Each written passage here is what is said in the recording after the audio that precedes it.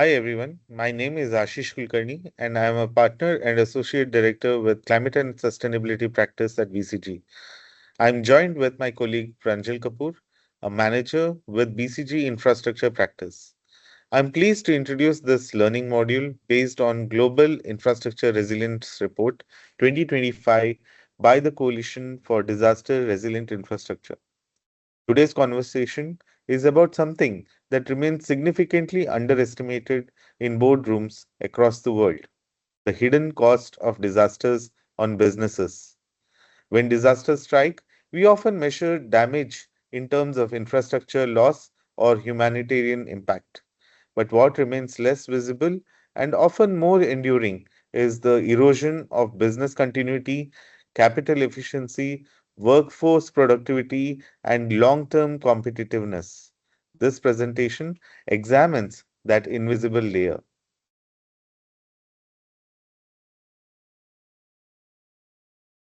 Let me briefly orient you. We will begin by understanding why this survey was launched and what questions we were trying to answer. We will then examine the methodology because how you structure a resilience inquiry determines the clarity of the insights. The core of this session will walk through findings across the resilience lifecycle, how businesses absorb shocks, how they respond under pressure, and how they recover. And finally, we will reflect on what this means, not just for businesses, but for policymakers and financial systems. Let me walk you through how this report is organized. We begin with context and objectives. Why this survey was launched in the first place. As climate and disaster risk intensify, we wanted to understand how businesses are actually preparing and what gaps remain across sectors and geographies. Next is the respondent profile and coverage. The insights are grounded in a diverse global sample spanning over 50 countries across infrastructure and non infrastructure sectors, and across both large enterprises and SMEs. These ensures the findings are not anecdotal but representative. The third section outlines our research approach and methodology, a three-pronged effort combining a global business survey with over 500 responses, executive discussions, and secondary research. Importantly, we assessed resilience through a life cycle lens: absorb, respond, and recover. And finally, we present survey insights across the resilience lifecycle structured around how businesses prepare for shocks, manage crises, and restore operations, supported by key enablers like governance, technology, finance, and capacity building. Together, this roadmap provides a structured end to end view of business resilience from intent to execution.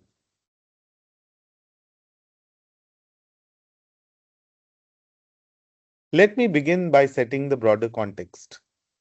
Climate and disaster risks are no longer isolated events. They are increasingly frequent, interconnected, and economically disruptive. They impact operations, supply chain asset reliability, and ultimately profitability. Yet, what is striking is that resilience maturity varies significantly. Infrastructure firms, large corporations, and SMEs do not operate from the same baseline, and across all segments, we see critical gaps, particularly in preparedness, response discipline, and recovery mechanisms. To understand this more systematically, we undertook a global business survey covering over 500 entities across more than 60 countries. The objective was threefold. First, to understand how businesses absorb, respond to, and recover from shocks. Second, to identify where structural capability gap exists across governance, policy regulation, technology adoption, financial preparedness, and capacity building. And third, to examine how infrastructure firms differ from non-infrastructure sectors and SMEs, because exposure, capital intensity, and regulatory environments shape resilience in very different ways. By the end of this module, you should have a clear view of the current state of global business resilience, where the structural weaknesses lie across the life cycle, how disparities vary by sector and size, and most importantly, where leaders and policymakers must focus next. This is not just about measuring preparedness. It is about understanding systemic readiness in an increasingly volatile world. To bring all of these into life, there are some illustrative examples which we have put forth. First of all, if you look at the impacts of tornado on Pfizer warehouse in the United States in 2023, 50,000 pallets of medicine and were destroyed, and it risked shortages of 65 injectable drugs. Production was temporarily halted, threatening supply to 8% of US hospitals' injectable medicines and delaying recovery until mid 2024. Similarly, if you look at India, on the glacial avalanche and flash impacts of NTPC hydropower project in India, it destroyed parts of NTPC's Tapovan Vishnugad hydropower project. More than 200 million damages and 200 fatalities, washing away the dam sections and causing indefinite project delays. There are various such examples all across the globe which we can go through, and several of these have been covered in the report. Let me quickly get you into the key messages. First, there is a clear preparedness gap. While over 80% of large firms report having business continuity plans, many have never tested them and lack detailed execution protocols. Resilience often exists in policy but not consistently in practice. Second, companies that build end to end resilience capabilities recover faster and experience shorter downtime. Resilience, therefore, is not just protection, it directly influences competitiveness. Third, while insurance penetration is relatively high, coverage depth remains limited. Many firms lack access to reliable resilience solution providers. Financial protection is present, but not fully optimized. Fourth, risk exposure extends beyond physical assets. Supply chain and value chain disruptions often create greater impact. Yet, supply resilience is still not systematically assessed. Fifth, businesses highlight the critical role of governance. Many respondents believe resilience policies are either weak or poorly enforced, affecting recovery outcomes. And finally, resilience maturity is uneven. Infrastructure firms tend to be better prepared, while SMEs remain the most vulnerable, particularly due to financial and capacity constraints. Overall, the picture is clear. Resilience today is fragmented, and the shift required is towards integrated system wide capability. I would now request Pranjal to come in and present the approach and methodology for this survey. Over to you, Thank, Pranjal. thank you, Ashish. Now, I'll take you through the overall approach that we undertook to design the first of a kind business survey and structure the overall insights. So, to build a robust and credible point of view, we relied on three complementary inputs. First, a global business survey, a structured 20 question instrument reaching over 2,000 senior executives across 50 plus countries and multiple sectors. This gave us quantitative cross sector insights across infrastructure, non infrastructure, and SMEs. Second, focused one to one discussions with executives. These helped us uncover qualitative nuances, particularly around infrastructure vulnerability, risk mitigation strategies, and supply chain resilience. And third, extensive secondary research, including CDRI and BCG reports, global publications on sustainability and disaster resilience, and curated case studies. Together, this triangulated approach ensured the findings are data backed, insight rich, and globally grounded. Now, let me walk you through the overall methodology. To ensure in our analysis, we applied a structured funneling approach to country selection. We also utilized CDRI's Global Infrastructure Risk Index, which is also known as GIRI tool, the first fully probabilistic global assessment of infrastructure risk across major geoclimatic hazards and sectors. It publishes country level metrics such as average annual loss, an indicator of long run expected losses, and contingent liabilities. We started with 193 countries and narrowed them down using objective risk indicators, multi hazard and average annual loss, total exposed asset value, and relative economic impact. This helped us classify countries into three archetypes: highly impacted, moderately impacted, and relatively lower impacted, based on absolute and relative loss exposure. From there, we shortlisted around 30 countries, prioritized key infrastructure and non infrastructure sectors, and finally focused on companies within those sectors for deeper analysis. This approach ensured both diversity in exposure profiles and consistency in comparative insights.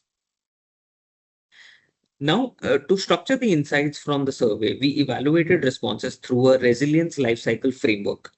At the core are three stages, which are absorb, respond, and recover. Absorb refers to how well organizations anticipate and prepare for risk. Respond focuses on how effectively they manage disruptions when they occur. And recover looks at how quickly and sustainably operations can be restored. Across these stages, we assessed five critical enablers, which are governance and risk assessment, policy and regulation, technology, finance, and capacity building. Looking at resilience through this matrix helps move beyond isolated actions and instead evaluate how systems, capabilities, and resources come together to support resilience across the full life cycle. Now, let brief you and summarize the overall survey coverage. We reached out to more than 2,000 senior executives across 60 countries, ultimately capturing 506 responses from global business leaders. Throughout the process, we maintained a response dashboard to ensure both quality and balanced mix of respondents. To expand outreach, the survey was also disseminated through networks such as World Economic Forum, the World Business Council for Sustainable Development, and SME networks. From a geographic perspective, responses were well distributed globally with representation across the Americas, Europe, Asia Pacific, and Africa and the Middle East. Importantly, the survey also achieved balanced sector participation, covering both infrastructure and non infrastructure industries, along with representation from large enterprises and SMEs. This broad and diverse sample provides a strong foundation for the insights that follow. Now, I'll hand it over to Ashish again to walk you through the overall survey insights. Over to you, Ashish. Thank you, Pranjal. So, starting with policy and regulation, we see that while incentives for resilience investments do exist across sectors, awareness and actual uptake remain relatively limited. Many firms either are not fully aware of available incentives or not actively leveraging them, indicating a gap between policy design and industry adoption. Looking at finance, the allocation of budgets for resilience varies significantly across sectors. Some industries are allocating resources towards both short term emergency response and longer term resilience planning, but for many firms, resilience spending remains limited or ad hoc rather than institutionalized. From a government governance perspective, most organizations report having business continuity plans. However, the data shows that a significant share of these plans are either not tested or still under development. Similarly, while many firms have disaster risk management policies, detailed standard operating procedures are often missing. Finally, in terms of capacity development, several operational challenges emerge during disruptions. These include shortages of skilled personnel, delays in external support, and coordination challenges across internal teams, all of which can slow recovery efforts. Taking these observations together, a few broader patterns emerge. Large businesses demonstrate relatively high level of preparedness, but testing discipline and operational execution remain uneven. Risk tools are still underutilized. Response mechanisms often remain reactive, and while insurance coverage is widespread, it is frequently only partial. These capability gaps ultimately influence how effectively organizations can manage and recover from disruptions. Let me first walk through some of the observations emerging from individual data points before summarizing the broader insights. Starting with financial preparedness, we see that many infrastructure firms allocate a portion of their budget towards emergency response and disaster management. However, the level of allocation varies across sectors, indicating that resilience investment is still evolving and not yet fully standardized. Pranjal, next page. Looking at insurance coverage, while a meaningful share of companies report having insurance protection, full coverage remains limited in many cases. This suggests that financial risk transfer mechanisms are present but often not comprehensive. From a policy and incentive perspective, a notable proportion of firms report that governance policies are either absent or not effectively enforced. At the same time, awareness of available financial incentives for resilience investment remains relatively low. Moving to risk awareness. Most infrastructure companies conduct regular risk assessments and are aware of publicly available risk tools. However, some organizations still underestimate risks or rely on ad hoc responses during disruptions. Finally, in terms of operational capability, several challenges emerge during disruptions, including shortages of skilled personnel, coordination gaps between internal teams, and dependence on external support during recovery. Taking these observations together, a few key patterns emerge. Infrastructure companies demonstrate strong policy intent and relatively high awareness of risk, but operational readiness remains uneven. While technology adoption and insurance coverage are widespread, integration across systems, vendor ecosystems, and workforce capacity still needs strengthening. These gaps ultimately influence how effectively organizations respond to and recover from disruptions. Next. Here, I want to start again with policy and regulatory support. Many SMEs indicate that existing climate and disaster related policies do not fully address the sector specific needs. A significant share of firms either find policies unclear or feel they are not consistently enforced, suggesting a disconnect between policy frameworks and practical SME related business requirements.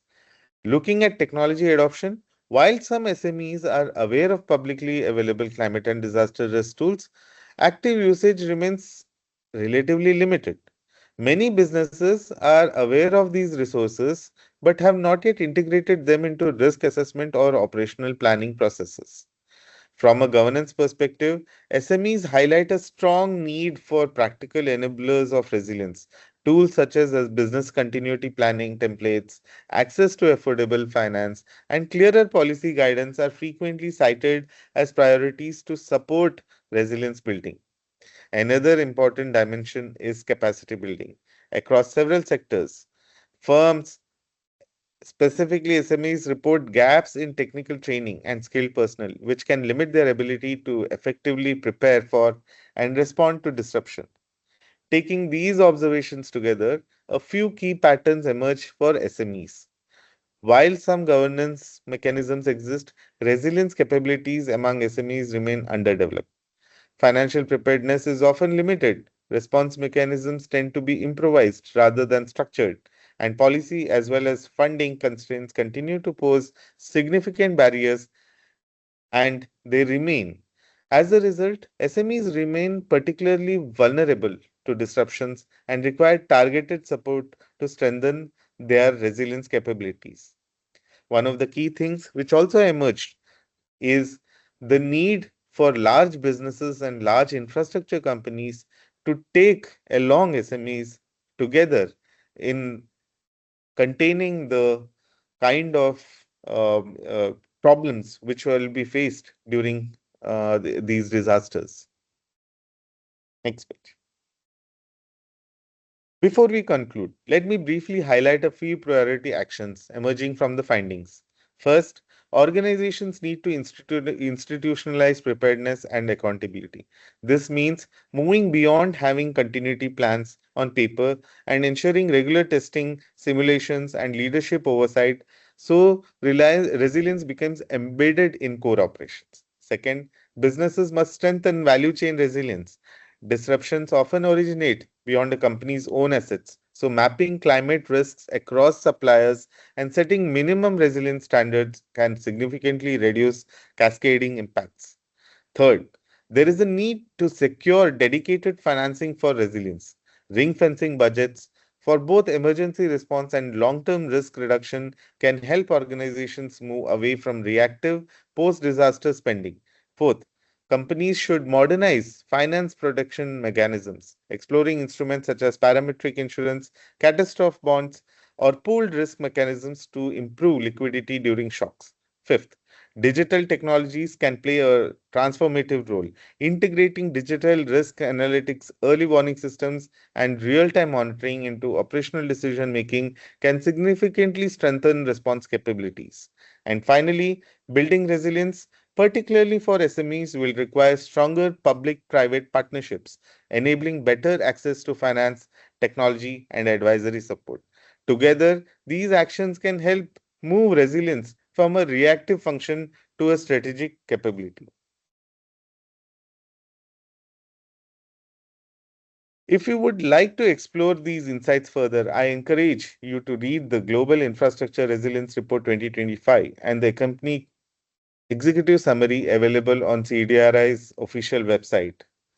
You can also explore additional working papers, blogs, and research resources on DRI Connect, CDRI's digital platform for collaboration, learning, and knowledge exchange on disaster resilient infrastructure.